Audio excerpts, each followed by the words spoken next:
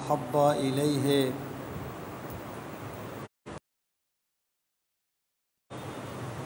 او کما قال النبی صلی اللہ تعالی علیہ وسلم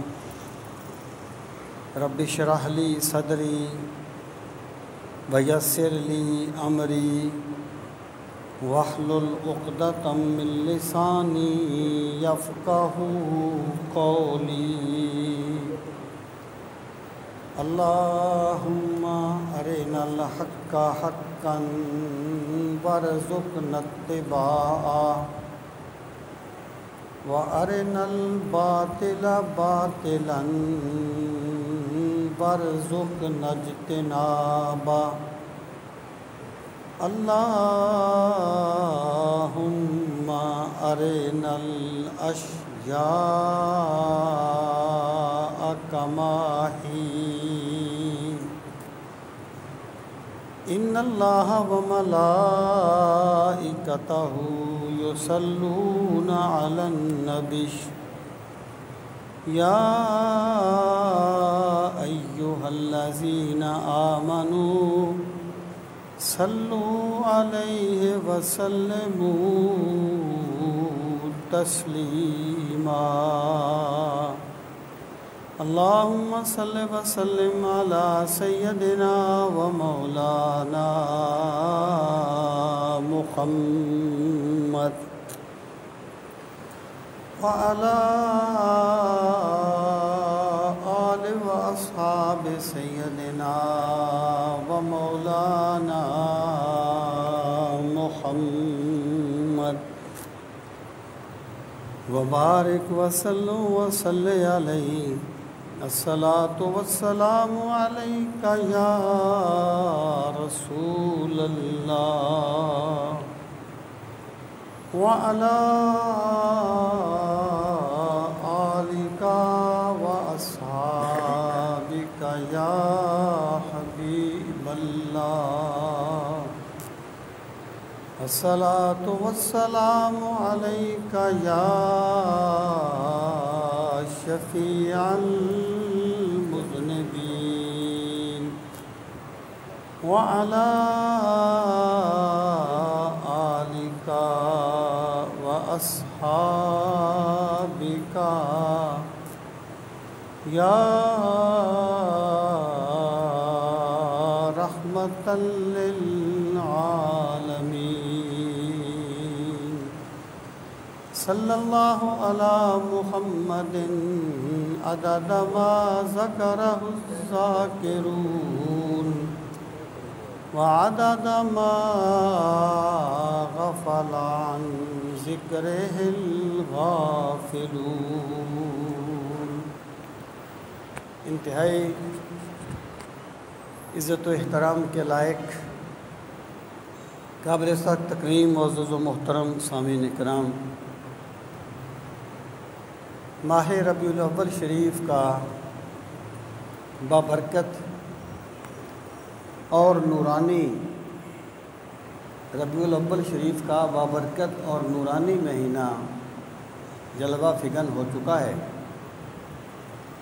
اللہ تعالیٰ سب کو سرور کونین صلی اللہ تعالیٰ علیہ وآلہ وسلم کے میلاد پاک کی برکتیں نصیب فرمائے، اور اللہ تعالیٰ میلاد پاک کی برکتوں کے صدقے میں سب کو دارین کی عزتیں، برکتیں اور سعادتیں نصیب فرمائے۔ اس ماہ مبارک میں طبعی طور پر ہر بندہ مومن ایک خوشی اور فرحت محسوس کرتا ہے، اور وہ مختلف طریقوں سے نبی کریم صلی اللہ تعالیٰ علیہ وآلہ وسلم کا میلاد پاک مناتا ہے اور محافل میلاد میں شریک ہوتا ہے، اور یہ ایک ایسا بابرکت قسم کا عمل ہے کہ جو ہمیشہ سے امت میں موجود رہا ہے۔ اس ماہ مبارک میں انسان کو چاہیے کہ وہ درود پاک کی کثرت کرے، یعنی پہلے سے بڑھ کر وہ درود پاک پڑھے۔ رسول کریم صلی اللہ تعالیٰ علیہ وآلہ وسلم کی عظمت، آپ کی شان اور آپ کے میلاد پاک کا تذکرہ سنیں، آپ کی سیرت مبارکہ کو سنیں اور پڑھیں۔ اور یہ جو ماہ مبارک ہے، یہ رسول کریم صلی اللہ تعالیٰ علیہ وآلہ وسلم کے ساتھ اپنی غلامی کے عہد کی تجدید کا مطالبہ کرتا ہے۔ اللہ تعالیٰ سب کو اس ماہ مبارک کی برکتیں سمیٹنے کی سعادت اور توفیق نصیب فرمائے۔ میں آپ کی خدمت میں جو گزارشات کرنا چاہتا ہوں وہ رسول کریم صلی اللہ تعالیٰ علیہ وآلہ وسلم کی محبت کے بارے میں اس کی کچھ تفصیلات ہیں۔ اس کی وجہ یہ ہے کہ میلاد پاک منانے کا بھی ایک بڑا سبب جو ہے وہ رسول کریم صلی اللہ تعالیٰ علیہ وآلہ وسلم کی محبت کو دلوں میں پیدا کرنا ہے۔ یعنی اس میں بھی کوئی کلام نہیں ہے کہ محبت ہی میلاد پاک منانے کا سبب بنتی ہے، اور میلاد پاک منانے کا ایک سبب جو ہے وہ سرکار کی محبت کو پیدا کرنا اور مزید جلا بخشنا ہے۔ میں آپ کی خدمت میں یہ عرض کرنا چاہتا ہوں کہ پہلی بات یہ ہے کہ دین میں رسول کریم علیہ الصلاۃ والسلام کی محبت کی اہمیت کیا ہے مجموعی دین میں۔ کچھ لوگ جو ہیں وہ ایسی سوچ کو پروان چڑھاتے ہیں کہ جس میں محبت کا عنصر جو ہے وہ بہت پیچھے چلا جاتا ہے یا غائب ہو جاتا ہے۔ حق یہ ہے کہ اگر انسان کے دل میں رسول کریم صلی اللہ تعالیٰ علیہ وآلہ وسلم کی محبت نہ ہو تو اس کا ایمان ایسے ہوتا ہے جیسے بغیر روح کے کوئی جسم ہوتا ہے، یا بغیر خوشبو کے کوئی پھول ہوتا ہے، بے مقصد ہو جاتی ہے وہ چیز۔ تو جو گزارشات میں کرنا چاہتا ہوں ان میں پہلی بات یہ ہے کہ دین میں رسول کریم علیہ الصلاۃ والسلام کی محبت کا مقام کیا ہے، اور جن لوگوں نے یہ تاثر دینے کی کوشش کی کہ سرکار کی محبت کی باتیں کرنا یہ کوئی شخصیت پرستی قسم کی چیز ہے، ایسے لوگوں کی یہ سوچ کتنی غلط ہے اور کس قدر غلط ہے۔ اور پھر یہ ہے کہ رسول کریم صلی اللہ تعالیٰ علیہ وآلہ وسلم کی محبت کے محرکات کیا ہیں، یعنی انسان کو کیسے سرکار کی محبت مل سکتی، پھر اس کی علامتیں کیا ہوں گی۔ اگر کسی کو سرکار کی محبت ملتی ہے تو وہ اس کے مظاہر کیا ہوں گے، اس کی علامتیں کیا ہوں گی۔ تو سرکار کی محبت کے بارے میں یہ چند چیزیں ہیں جو میں عرض کرنا چاہتا ہوں، اور یہ تھوڑی سی گفتگو طویل ہو جائے گی۔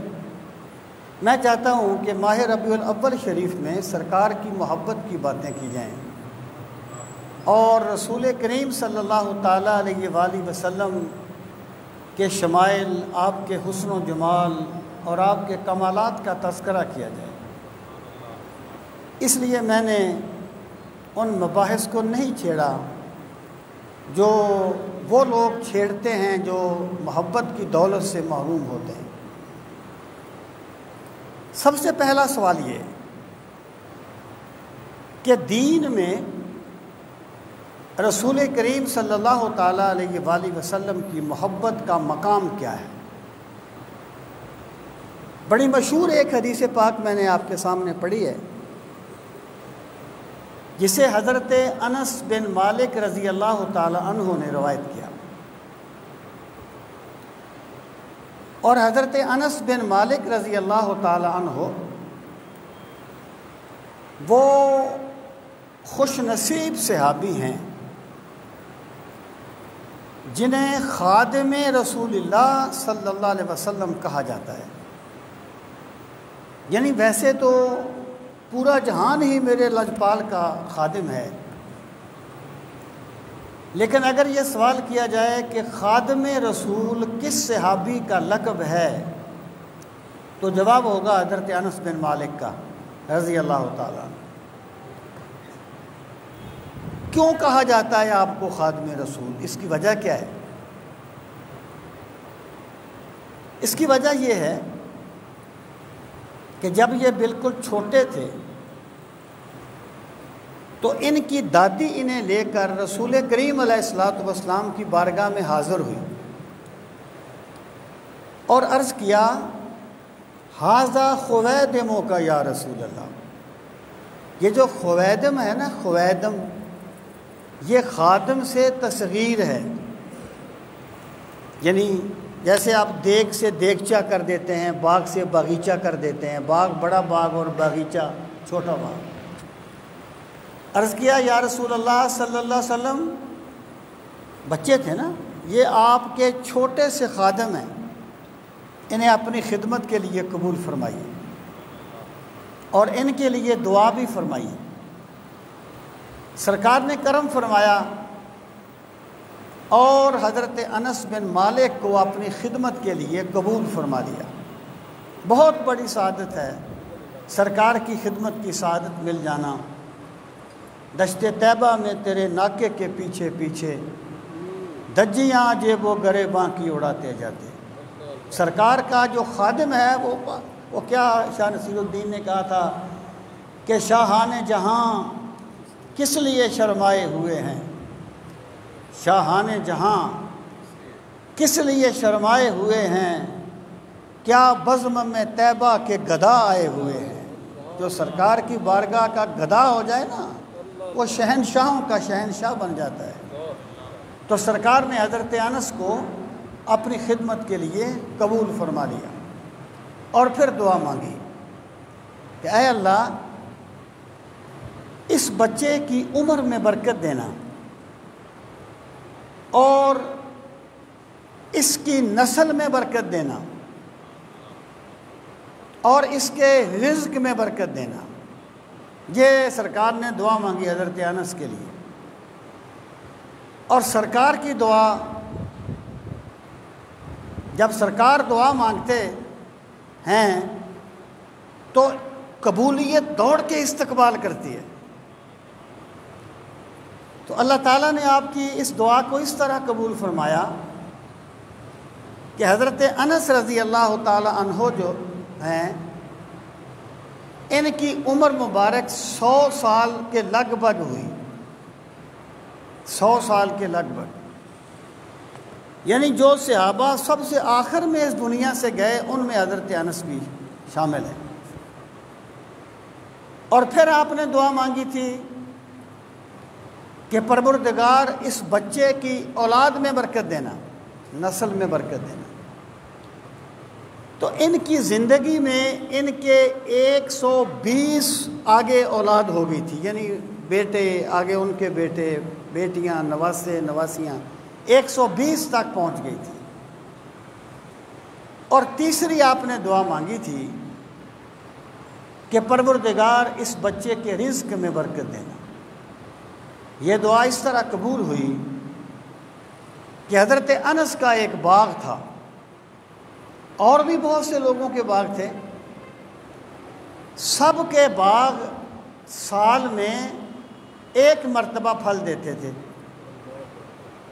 اب بھی باغ سال میں ایک مرتبہ ہی پھل دیتے ہیں، سب کے باغ سال میں ایک مرتبہ پھل دیتے تھے، لیکن حضرت انس کا باغ سال میں 2 مرتبہ پھل دیتا تھا، کیونکہ میرے پاک نبی نے دعا مانگی تھی، میرے مالک ان کے رزق میں برکت دینا۔ یہ حضرت انس بن مالک ہیں۔ فرماتے ہیں میں نے 10 سال سرکار کی خدمت کی، اللہ کی قسم مجھے کبھی سرکار نے ڈانٹا نہیں، کبھی جھڑکا نہیں۔ اگر میں نے کوئی کام کیا تو آپ نے یہ نہیں فرمایا کہ کیوں کیا، اگر نہیں کیا تو آپ نے یہ نہیں فرمایا یہ کیوں نہیں کیا۔ یعنی یہ وہ شفقتیں ہیں جو رسول کریم علیہ الصلوۃ والسلام کی حضرت انس بن مالک رضی اللہ عنہ کو نصیب ہوئی۔ یہ ہیں جی اس حدیث کے راوی۔ فرماتے ہیں قال رسول اللہ صلی اللہ علیہ وسلم کہ رسول کریم صلی اللہ تعالیٰ علیہ وآلہ وسلم نے فرمایا لا یؤمن احدکم، اے لوگو تم میں سے اس وقت تک کوئی شخص مومن نہیں ہو سکتا حتی اکونا، یہاں تک کہ میں ہو جاؤں احب الیہ، اس کے نزدیک زیادہ محبوب، من والدہ،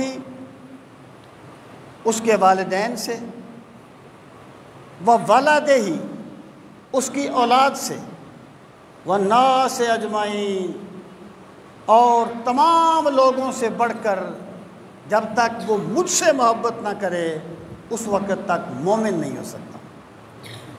ایک اور روایت میں من نفسہ ہی کے الفاظ بھی آئے کہ جب تک ایک بندہ اپنی جان سے بڑھ کر بھی مجھ سے محبت نہ کرے اس وقت تک مومن نہیں ہو سکتا۔ سامعین محترم، یہاں پر بہت سی چیزیں جو ہیں وہ قابل توجہ ہیں۔ پہلی بات یہ ہے کہ اس سے یہ چیز ثابت ہوتی ہے کہ رسول کریم صلی اللہ تعالیٰ علیہ وآلہ وسلم سے محبت کرنا یا آپ کی محبت کو حاصل کرنے کے لیے کوشش کرنا، تگ و دو کرنا، یہ ایمان کا تقاضا ہے۔ جتنی سرکار کی محبت مضبوط ہوگی اتنا ہی بندے کا ایمان مضبوط ہوگا۔ یعنی یہ کوئی توہماتی قسم کی چیزیں نہیں ہیں، بلکہ یہ ایمان کا مطالبہ ہے کہ اگر بندہ یہ چاہتا ہے کہ میرا ایمان مضبوط ہو تو وہ اپنے آپ کو پرکھتا رہے کہ میں سرکار کی ذات سے کتنی محبت کرتا ہوں۔ اور پھر یہاں پر ایک اور چیز پہ غور کیجیے۔ سرکار نے فرمایا تم میں سے کوئی شخص اس وقت تک مومن نہیں ہو سکتا جب تک اپنے والدین، اپنی اولاد، اپنی جان اور تمام لوگوں سے بڑھ کر مجھ سے محبت نہ کرے۔ یعنی یہ بات جو ہے ہمیں یہاں تو اتنی سمجھ نہیں آتی، لیکن جس ماحول میں آپ نے فرمایا تھا نا، اس ماحول میں اگر آپ جائیں تب آپ کو بخوبی سمجھ آئے گی۔ بات کیا تھی کہ ایک بندہ وہ سرکار کی زلفوں کا قیدی ہو گیا، لیکن اس کی ماں مسلمان نہیں ہے۔ ایک بندے نے سرکار کا کلمہ پڑھ لیا، اس کا والد مسلمان نہیں ہے۔ اور ایمان کا تو پتہ ہی مقابلے کے وقت چلتا ہے، ایمان تو پرکھا ہی مقابلے کے وقت جاتا ہے۔ تو بہت سے ایسے لوگ تھے جو مسلمان ہو گئے، یا والد مسلمان نہیں ہے، والدہ مسلمان نہیں ہے، بھائی مسلمان نہیں ہے۔ اب وہ کہتے ہیں چھوڑ دو رسول عربی کا کلمہ، چھوڑ دو ان کی ذات کو۔ تو یہاں پہ پتہ چلتا ہے کہ سرکار مدینہ کی محبت زیادہ ہے یا قبیلے کی محبت زیادہ ہے۔ یعنی اس ماحول میں یہ بات بالکل کلیئر تھی، اور بالکل ایسا ہی ہوا۔ وہ حضرت ابو ذر رضی اللہ تعالیٰ عنہ نے جب اسلام قبول کیا تو ان کی والدہ مسلمان نہیں تھی۔ اس نے احتجاج کیا، اس نے کہا میں کھانا پینا چھوڑ دوں گی، میں دھوپ میں بیٹھی رہوں گی، اسی طریقے سے میں فاقہ کرتے ہوئے مر جاؤں گی، اور لوگ کہیں گے ابو ذر اپنی ماں کا قاتل ہے۔ اب دیکھیے، ماں کی محبت تو پھر ماں کی محبت ہوتی ہے نا، وہ دلیلوں سے ثابت تو نہیں کی جاتی۔ اور ان کی والدہ بیٹھ گئی دھوپ میں، صبح سے لے کر شام تک بیٹھی رہی۔ حضرت ابو ذر ان کے پاس آئے، کہنے لگے اے میری ماں،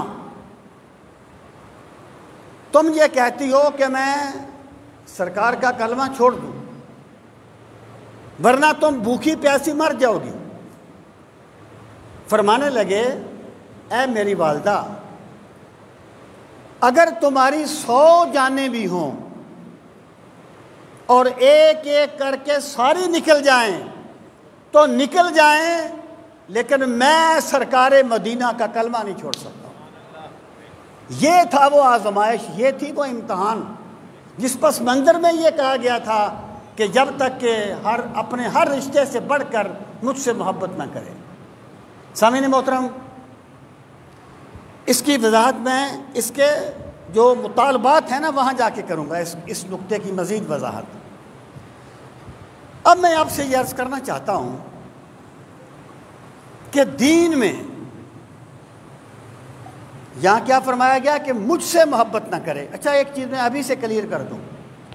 آپ کہہ سکتے ہیں کہ محبت تو ایک طبعی چیز ہے، یہ کسبی چیز تو نہیں ہے، یعنی آپ کسی بندے کو کہیں اس سے محبت کر، یہ تو نہیں ہو سکتا۔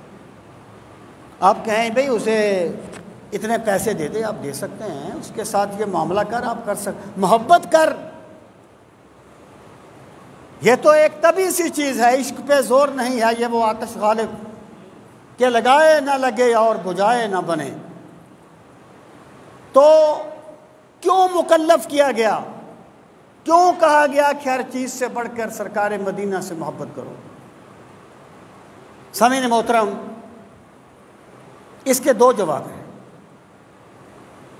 ایک جواب وہ ہے جو میں سمجھتا ہوں سطحی سا جواب ہے، اور دوسرا میرے نزدیک حقیقی جواب ہے۔ وہ کہتے ہیں کہ محبت کی 2 قسمیں ہوتی ہیں، ایک محبت طبعی، یعنی طبعی محبت، ایک محبت عقلی محبت، یعنی 5000 کا نوٹ کس کو اچھا نہیں لگتا، لیکن نوٹ سے آپ کی محبت طبعی نہیں ہے، عقلی ہے، آپ کی عقل بتاتی ہے میرے کام آنے والی چیز ہے، ورنہ اس میں کوئی حسن و جمال نہیں ہے جو محبت کا سبب بنتا ہے۔ محبت عقلی اور محبت طبعی۔ تو علماء نے یہ کہا کہ ایمان کا کم سے کم معیار یہ ہے کہ بندہ سرکار سے ہر چیز سے بڑھ کے محبت کرے، بے شک وہ عقلی ہی کیوں نہ ہو، کہ بندہ سمجھ لے سرکار کی ذات وہ ہے جس کے صدقے میں کائنات بنی ہے،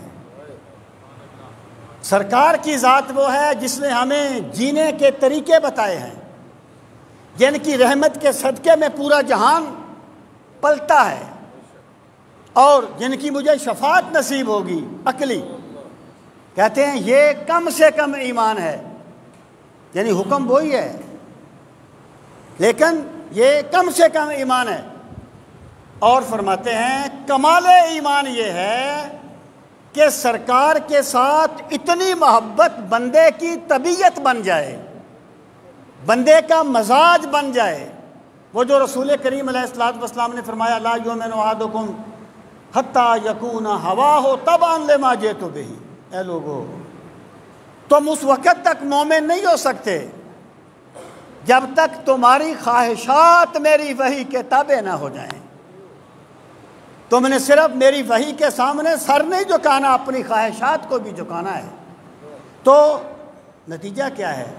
نتیجہ یہ ہے کہ یہ علامت بتائی گئی ہے کہ جس بندے کو سرکار مدینہ کی ذات سے اتنی محبت ہو گئی کہ اس نے ہر چیز کو پیچھے چھوڑ دیا تو اس کا مطلب یہ ہے کہ اللہ تعالیٰ نے اسے کامل ایمان نصیب فرما دیا ہے، ورنہ وہ دعوے کر رہا ہے، ورنہ وہ باتیں کر رہا ہے۔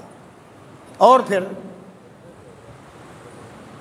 یہاں پر یہ چیز بھی ملحوظ خاطر رہے کہ لا یؤمن احدکم، اس سے مراد مطلق ایمان کی نفی نہیں ہے، معاف کرنا ورنہ ہمارے ایمان اللہ حفاظت فرمائے، مطلق ایمان کی نفی نہیں ہے بلکہ کامل ایمان کی نفی ہے، کامل ایمان کی۔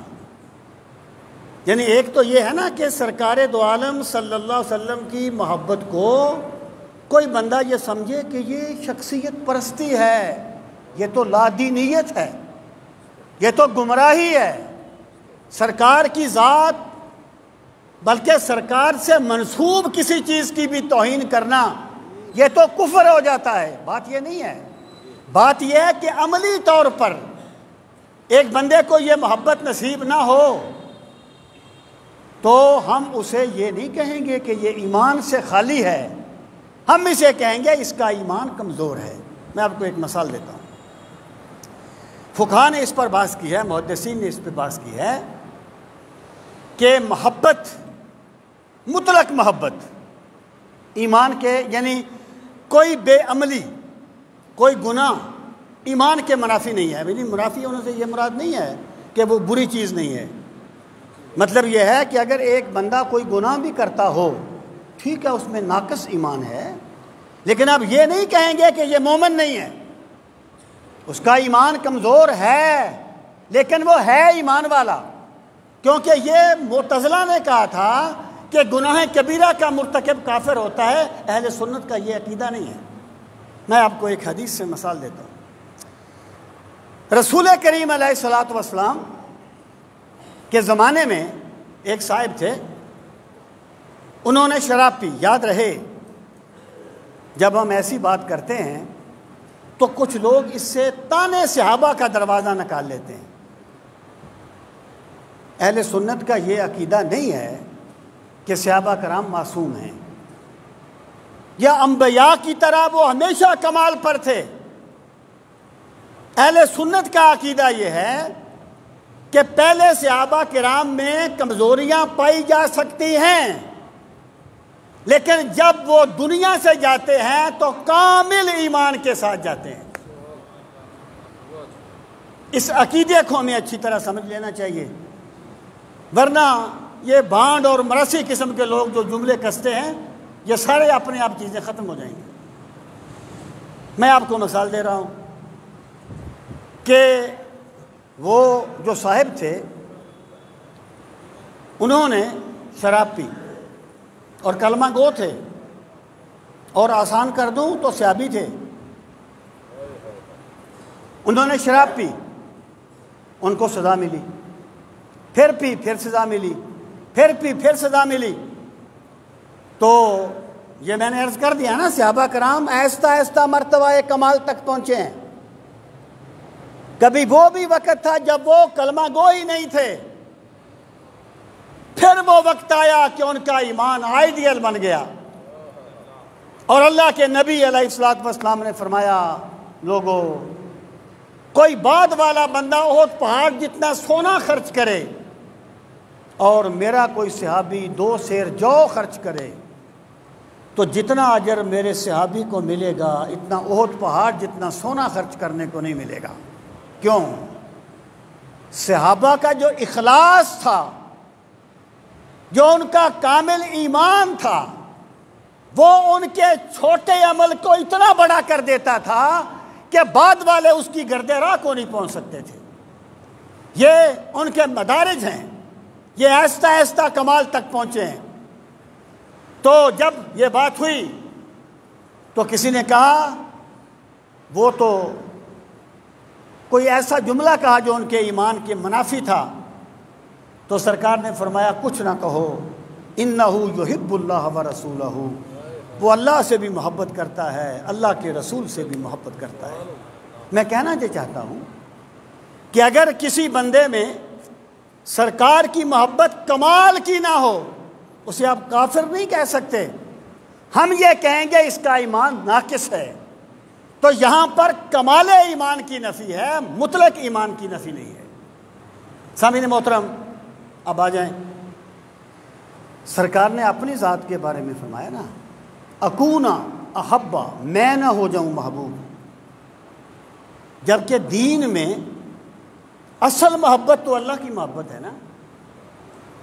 یعنی سرکار کی ذات سے اگر ہمیں محبت ہے تو کس لیے ہے؟ اس لیے کہ اللہ کے محبوب ہیں، اس لیے کہ اللہ کے رسول ہیں، اس لیے کہ اللہ فرماتا ہے میرے محبوب میری نظر محبت تجھے تکتی رہتی ہے، فَإِنَّكَ بِأَعْيُنِنَا، میری نظر محبت تجھے تکتا رہتی ہے، تکتی رہتی ہے۔ تو سرکار سے محبت اللہ کی محبت کی وجہ سے ہے نا۔ تو یہاں پر سرکار نے یہ تو نہیں فرمایا کہ یہاں تک کہ اللہ سے ہر چیز سے بڑھ کے محبت کرے، حالانکہ اصل چیز تو وہی ہے، دین میں اصل محبت تو اللہ کی محبت ہے، وَالَّذِينَ آمَنُوا أَشَدُّ حُبًّا لِلَّهِ، اور ایمان والوں کی علامت یہ بتائی گئی کہ وہ اللہ تعالیٰ سے ہر چیز سے بڑھ کے محبت کرتے ہیں۔ سامعین محترم، میں یہاں پر یہ بات عرض کروں کہ دین میں اصل محبت اللہ کی محبت ہے، اللہ کی وجہ سے بعد میں جس سے بھی محبت کی جائے وہ اللہ کی ہی محبت ہوگی۔ یعنی رسول کریم علیہ الصلوۃ والسلام کی محبت یہ اللہ تعالیٰ کی محبت کے منافی نہیں ہے، اس میں کوئی دوئی نہیں ہے، بلکہ سرکار کی محبت بھی دراصل اللہ کی محبت ہے، اور جس کو سرکار سے محبت مل گئی اسی کو اللہ کی محبت ملی ہے، اور جس کو اللہ کی محبت مل گئی اسی کو سرکار کی محبت ملے گی، ان میں کوئی تضاد نہیں ہے۔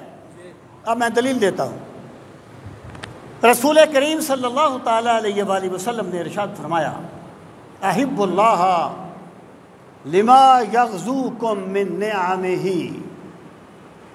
وَأَحِبُّونِي لِحُبِّ اللَّهِ وَأَحِبُّ أَهْلَ بَيْتِ لِحُبِّي۔ ایک چیز کلیئر رہے کہ بندہ ایک وقت میں سب سے بڑھ کر ایک ذات سے محبت کر سکتا ہے، دو سے نہیں، سب سے بڑھ کر ایک سے محبت کرے گا، دو سے نہیں۔ اب اللہ کا اب دیکھیے، رسول کریم علیہ الصلوۃ والسلام نے فرمایا احب اللہ، اللہ سے محبت کرو۔ اب بندہ محبت تو اس سے کرتا ہے جس کو وہ دیکھتا ہے، جس کو وہ سنتا ہے، جس کو وہ محسوس کرتا ہے، اور رب کی تو شان ہی یہ ہے کہ نہ بندے کے دماغ میں سماتا ہے نہ اس کی عقل میں آتا ہے۔ اللہ کی تو شان ہی یہ ہے، تو دل میں تو آتا ہے سمجھ میں نہیں آتا، بس میں جان گیا ہوں تیری پہچان یہی ہے۔ اللہ کی تو شان ہی یہ ہے، لیکن اب سرکار نے فرمایا اللہ سے محبت کرو۔ کیسے کرو گے اللہ سے محبت؟ لما یغزوکم من نعمہ، ان نعمتوں کو یاد کرو جو اللہ نے تمہیں عطا فرمائی ہیں۔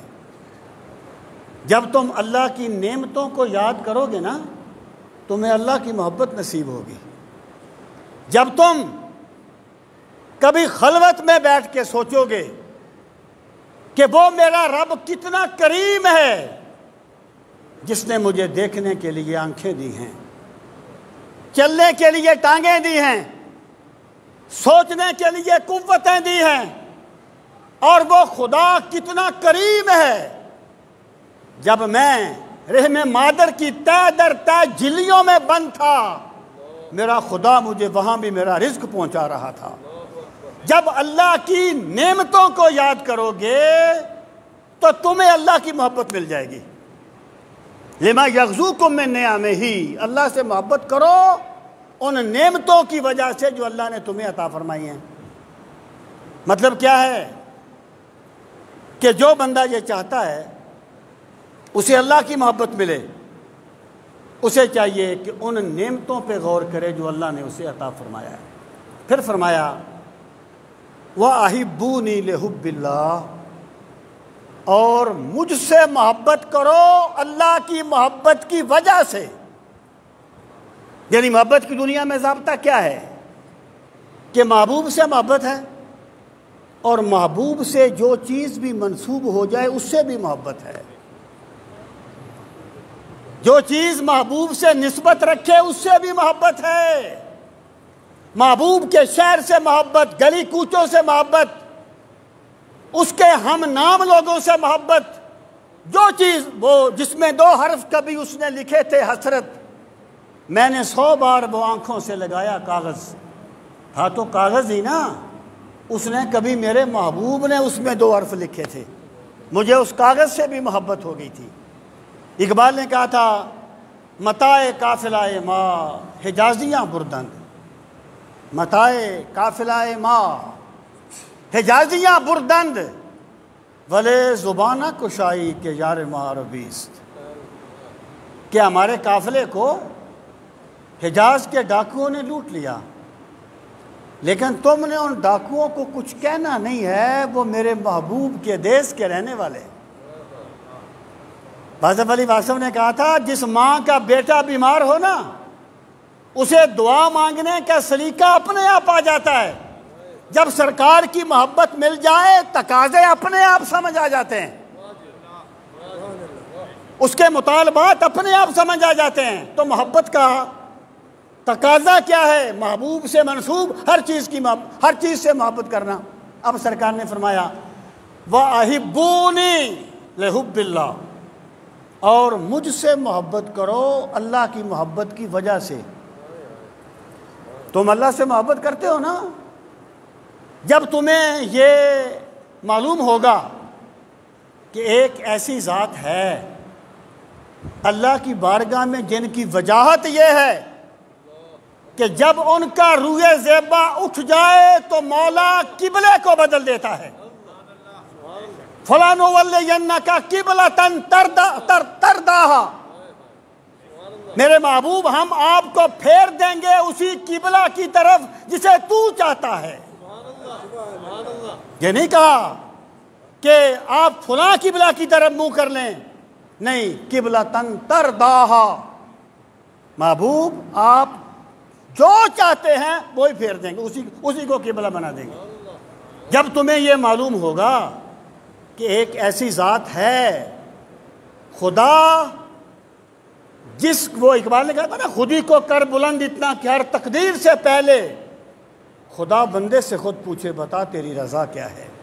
یہ بھی ایک مقام عبدیت ہوتا ہے جو اس مقام پہ فائز ہیں، اور جن کی ذات یہ ہے کہ اللہ پاک فرماتا ہے لَعَمْرُكَ إِنَّهُمْ لَفِي سَكْرَتِهِمْ يَعْمَهُونَ، محبوب مجھے تیری زندگی کی قسم ہے، لَا أُقْسِمُ بِهَذَا الْبَلَدِ وَأَنْتَ حِلٌّ بِهَذَا الْبَلَدِ، محبوب میں اس شہر کی قسمیں کھاتا ہوں جس کی گلیوں میں تو چلتا ہے۔ جب ایک ایسی ذات ہے جس کے لیے رب نے کائنات بنائی ہے تو پھر تمہیں اس ذات سے محبت ہوگی جن کی اللہ کی بارگاہ میں یہ وجاہت ہے، اور اللہ جنہیں اس طریقے سے نوازتا ہے۔ تو سرکار کی جو محبت ہے نا، یہ اللہ کی محبت کی وجہ سے ہے۔ جس بندے کو اللہ کی سچی محبت ملے گی، یہ جو لوگوں نے ایک کنسیپٹ بنا لیا نا کہ جب تک ہم مقربین کی توہین نہیں کریں گے ہم توحید والے نہیں ہو سکتے، لوگوں نے یہ بات بنا لی کہ جب تک ہم مقربین کی جب تک ہم یہ ثابت نہ کر دیں نا کہ نبی بے بس ہیں، فلانا بے بس ہے، یہ اس وقت تک توحید بیان نہیں ہو سکتی۔ یہ شیطانی کنسپٹ ہے۔ مقربین سے محبت اللہ کی محبت کی وجہ سے ہوتی ہے۔ وَأَحِبُّ اللَّهَ لِمَا وَأَحِبُّونِي لِحُبِّ اللَّهِ، اور مجھ سے محبت کرو اللہ کی محبت کی وجہ سے۔ حافظ مظہر صاحب نے کہا تھا ایسی توحید تو شیطان بنا دیتی ہے۔ دیکھیں نا، شیطان کو اللہ نے کہا سجدہ کر، جو یزیدیہ فرقہ ہے نا، یزیدیہ، یزیدیہ فرقہ یزید کی وجہ سے نہیں ہے، یزیدیہ فرقہ ایکچولی زید کی وجہ سے ہے، اس کا ایک پس منظر ہے۔ وہ شیطان کی عبادت کرتے ہیں، ان کا عقیدہ یہ ہے کہ شیطان اتنا بڑا موحد تھا، اتنا بڑا توحید پرست تھا کہ اس نے اللہ کے کہنے کے باوجود بھی غیر خدا کو سجدہ نہیں کیا۔ او بھائی، توحید یہ نہیں ہے کہ تم اللہ کے سوا کسی کو سجدہ نہ کرو، توحید تو رب کا حکم ماننا ہے۔ اللہ فرمائے سجدہ نہ کرو تو یہ توحید ہے، اللہ فرمائے آدم کو سجدہ کرو تو یہ توحید ہے۔ ایسی توحید تو شیطان بنا دیتی ہے، دیکھ سرکار کا انکار نہ ہونے پائے۔ اگر تم نے توحید کے نام پہ سرکار کا انکار کر دیا ہے تو پھر تم شیطان کے راستے پر چل رہے ہو، دین کے راستے پر نہیں چل رہے۔ تو فرمایا وَأَحِبُّونِي لِحُبِّ اللَّهِ، اور مجھ سے محبت کرو اللہ کی محبت کی وجہ سے۔ پھر فرمایا وَأَحِبُّ اہل بیتی لحبی، اور میرے اہل بیت سے محبت کرو میری محبت کی وجہ سے۔ جب تم مجھ سے محبت کرو گے نا، پھر تمہیں اس حسن سے بھی محبت ہوگی جو سرکار کے کاندھوں مبارک پر سواری کیا کرتے تھے، اس حسین سے بھی محبت ہوگی جو سرکار کے کاندھوں پر سواری کرتے تھے، اس فاطمہ سے بھی عقیدت ہوگی جن کی شفقت میں سرکار اٹھ کے کھڑے ہو جایا کرتے تھے۔ جسے اللہ کی محبت ملے گی اسے سرکار کی محبت ملے گی، اور جسے سرکار کی محبت ملے گی اسے اہل بیت کی محبت ملے گی۔ تو سامعین محترم، یہاں پر جو فرمایا گیا کہ مجھ سے ہر چیز سے بڑھ کے محبت نہ کرے، تو یہ اللہ کے مقابلے میں نہیں ہے، بلکہ اس سے مراد یہ ہے کہ جس کو اللہ کی محبت مل جائے گی اسی کو سرکار کی محبت ملے گی۔ یہ علامت ہے، یہ جو ہے نا دوئی، یہ رقابت، یہ تن کی دنیا میں ہوتی ہے، من کی دنیا میں نہیں ہوتی۔ تن کی دنیا میں سب سے برا بندہ رقیب ہوتا ہے، تن کی دنیا میں سب سے برا بندہ رقیب ہوتا ہے۔ وہ کیا ہے، کس قیامت کے جو نامے میرے نام آتے ہیں ان کے خط میں مجھے غیروں کے سلام آتے ہیں۔ سب سے برا بندہ رقیب ہوتا ہے۔ لیکن محبت کی دنیا میں، حقیقت کی دنیا میں، محبوب سے محبت کرنے والا بھی محبوب ہوتا ہے۔ یہ تنہائی، یہ یہاں پر دوئی نہیں ہوتی۔ سامعین محترم، میں ایک مثال دیتا ہوں۔ اللہ رب العزت نے انسان سے دو مطالبے کیے۔ پہلا مطالبہ یہ کیا کہ والذین آمنوا اشد حبا للہ، ایمان والوں کی نشانی یہ ہے کہ وہ ہر چیز سے بڑھ کے اللہ سے محبت کرتے ہیں۔ اور پھر دوسرا مطالبہ کیا یا ایھا الذین آمنوا صلوا علیہ وسلموا تسلیما، اے ایمان والو میرے نبی پہ صلوات بھی بھیجو اور میرے نبی پہ سلام بھی بھیجو۔ یعنی محبت مجھ سے کرو اور سلام میرے نبی پہ بھیجو، صلوات میرے نبی پہ بھیجو۔ مجھے بتاؤ، کیا محبوب چاہتا ہے کہ محبت تو مجھ سے کرے اور باتیں کسی اور کی کرتا رہے؟ محبوب اس چیز کو گوارا کرتا ہے کہ محبت تو مجھ سے کرے اور کسی اور کی باتیں کرتا رہے؟ تو اللہ نے کیوں فرمایا؟ تو میرے رب نے دوئی کی نفی کر دی ہے کہ جس کو مجھ سے محبت ہو جائے گی وہی میرے کملی والے پہ درود بھی پڑے گا اور سلام بھی پڑے گا۔ یہ دوئی نہیں ہے یہاں پر۔ جس کو محبت مل گئی ہے، جس کو خدا کی محبت ملے گی وہی سرکار سے محبت کرے گا، جس کو سرکار کی محبت ملے گی وہی خدا سے محبت کرنے والا ہوگا۔ یہ جو سوچ ہے نا کہ اللہ کی محبت کا نام لے کر سرکار کے بارے میں ہلکے جملے کہنا، یا سرکار کی محبت کے نام پہ اللہ کے بارے میں ہلکے جملے کہنا، یہ اسلام نہیں کہتا، یہ کسی گھٹیا انسان کی سوچ ہے۔ سامعین محترم، اللہ تعالیٰ کی محبت میں اور سرکار کی محبت میں کوئی دوئی نہیں ہے، اس لیے اللہ تعالیٰ نے یہ مطالبہ کیا اور سرکار نے اس طریقے سے فرمایا۔ میں ایک مثال دے کے آگے آتا ہوں کہ ایک بزرگ تھے گجرات کے رہنے والے، فضل دین چشتی ان کا نام تھا۔ جب وہ حج کرنے کے لیے جاتے تو مکہ مکرمہ میں جب جاتے نا تو بڑی کثرت سے درود پاک پڑھتے، اور جب مدینہ منورہ میں جاتے تو بڑی کثرت سے اللہ کا ذکر کرتے۔ لوگوں نے کہا حضرت لوگ تو دوسری طرح کرتے ہیں کہ مکہ میں ذکر زیادہ کرتے ہیں، مدینہ میں درود پاک زیادہ پڑھتے ہیں۔ فرمایا اس لیے ایسا کرتا ہوں کہ جب میں مکہ میں درود پاک پڑھتا ہوں تو میرا خدا خوش ہوتا ہے، میرے محبوب پہ درود پڑھ رہا ہے، اور جب میں مدینہ میں جا کے اللہ تعالیٰ کا ذکر کرتا ہوں تو کملی والے آقا خوش ہوتے ہیں کہ میرے رب کا ذکر کر رہا ہے۔ یہ لوگ کہتے ہیں نا کہ تم نعتیں بڑی پڑھتے ہو اور حمد نہیں پڑھتے، اگر یہ بات مان بھی لی جائے تو بھائی جب حمد پڑھیں گے تو یہی کہیں گے نا اللہ وہ ہے جس نے کائنات بنائی، اللہ وہ ہے جس نے زمین بنائی، جس نے آسمان بنایا، جس نے قطرہ آب سے انسان کو پیدا کر دیا۔ ہم یہ کہتے ہیں کہ رب وہ ہے جس نے اپنا وہ محبوب بنایا جس کی یہ شان ہے کہ تیری مرضی پا گیا سورج پھرا الٹے قدم، اور تیری انگلی اٹھ گئی ماں کا کلیجہ چر گیا، نعت بھی تو دراصل میرے رب کی حمد ہی ہے، یہ بھی تو اللہ تعالیٰ کی حمد ہے۔ تو اللہ پاک نے فرمایا، سرکار فرماتے ہیں لا یؤمن احدکم حتی اکون احب الیہ من والدہ وولدہ۔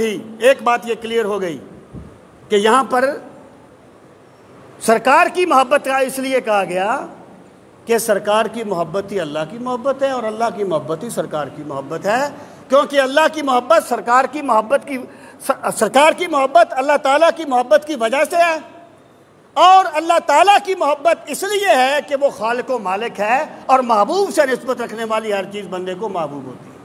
اب دوسرا مطالبہ کیا ہے، دوسرا لفظ کیا ہے؟ دوسرا لفظ ہے احب۔ احب اس میں تفضیل کا صیغہ ہے، یعنی یہ نہیں فرمایا کہ تم اپنی اولاد سے محبت نہ کرو کیونکہ یہ انسانی جبلت کے خلاف ہے، یہ نہیں فرمایا کہ تم مال سے محبت نہ کرو یا تم اپنے رشتہ داروں سے محبت نہ کرو، دوستوں سے محبت نہ کرو، یہ غیر فطری چیز ہے۔ مطالبہ مطلق محبت کا نہیں ہے، مطالبہ احب کا ہے، احب یعنی زیادہ محبت کرنا۔ اس کی تفصیلات انشاءاللہ میں اگلے جمعے پر عرض کروں گا۔ اللہ تعالیٰ ہمیں رسول کریم صلی اللہ تعالیٰ علیہ وآلہ وسلم کی ذات گرامی کے ساتھ کامل وابستگی نصیب فرمائے، اور اللہ تعالیٰ ہمیں سرکار کی محبت نصیب فرمائے اور سرکار کی سنتوں کی حلاوت نصیب فرمائے۔ وما علینا الا البلاغ المبین۔ جن حضرات نے سنتے پڑھنی ہیں وہ سنتے پڑھ لیں۔